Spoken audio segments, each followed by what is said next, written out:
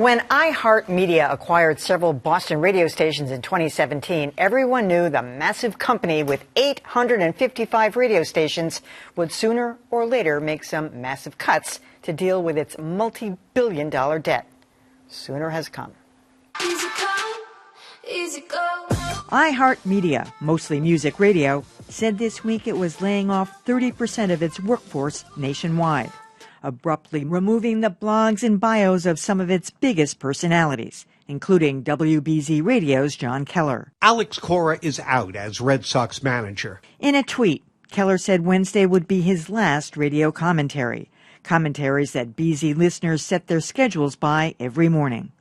Untouched, so far, KISS 108's Matt Siegel and his team. They probably thought, what's the point? How much longer can he last? True to form and in a manner of defiance, Siegel and team talked about the iHeart layoffs despite being told not to. I cannot believe we're still talking about this. Yeah. They told us not to. I know, Matt, you got the text message. And thanks, Maddie, because now we all get the message. iHeart thinks everyone is expendable. You know, Callie, when I was first looking at this, I said, oh, well, ho-hum, this is yet another layoff story. But it's not. This is about local communities. When you host a local show, Jim and Marge do it every day. It's about the connection with the community. My boss, Phil Rado, was telling me that in Boise, they laid off 4 people.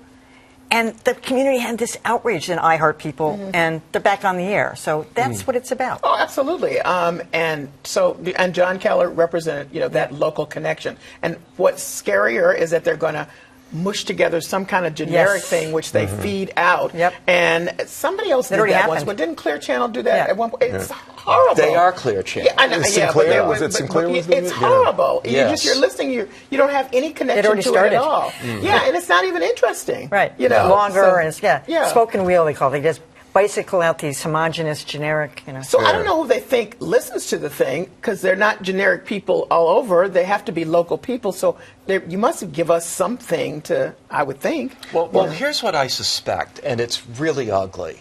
I think this is a lot like the corporate newspaper chains. People think this is dumb.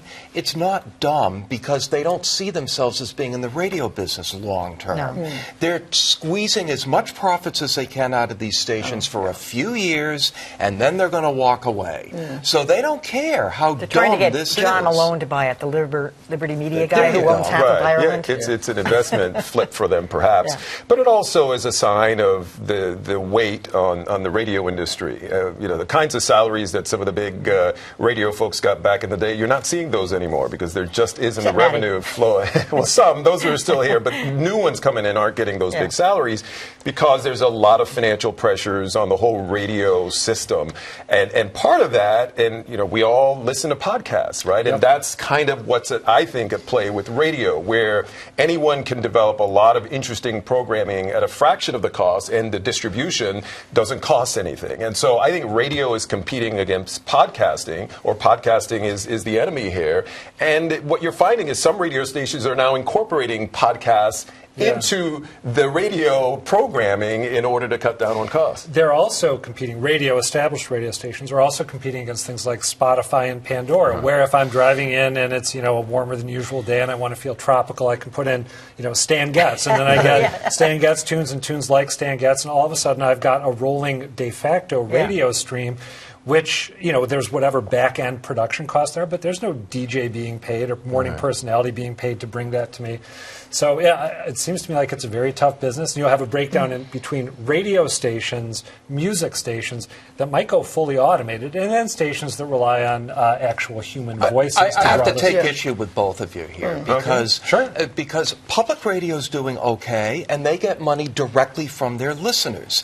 That's why I just differentiated between music stations and then stations that rely on the human voice. What a lot of this has to do with is the corporate debt that was laid on top to build the chain. It was a $20 billion debt. Now it's down to about $8 billion. I just want to say one thing about the podcast. What those local stations are doing that are focusing on local issues, they still are drawing in people. So I look at WBZ doing the kind of programming they're doing, and yes, it's separate and apart from what has been out here, but it's actually of the moment. We might want to underscore, just since he's a friend of ours, that John's commentaries were really, really good. And he's going to continue on TV. Yeah,